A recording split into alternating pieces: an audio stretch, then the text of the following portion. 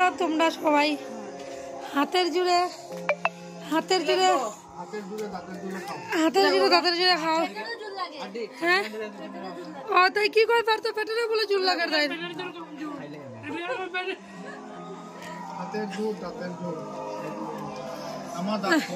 আচ্ছা রান্না কেমন হইলো?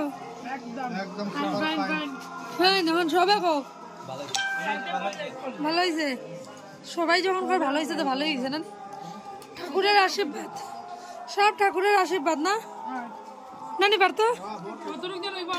ও আমিও নিজেই ভাবতে পারতেছি না। ঠাকুরের আশীর্বাদে সব যে স্বাদ হয়েছে।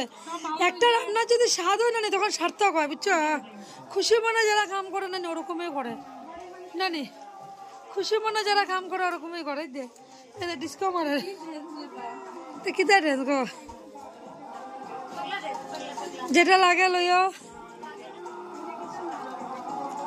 লজ্জা করলে সবার পেটে খিদা থাকবো। আর মাংস দিয়ে কি রান্ডে লস নখোস না কেন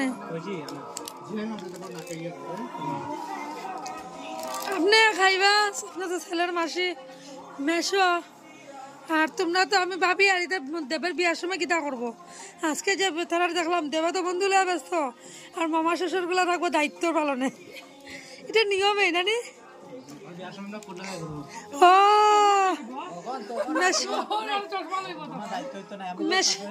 মেশো কুট লাগাইব নানি পারতে দেবার বিয়ার সময়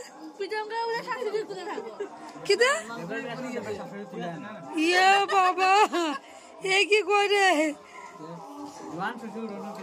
ও ইয়ে কিরণ দেবার বলে শাশুড়ির কুলে থাকবে।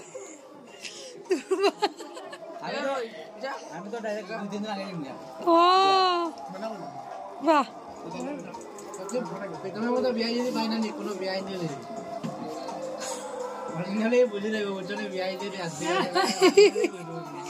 ও বাইরে আস্তে আস্তে পেট ফুলে গেছে আমার।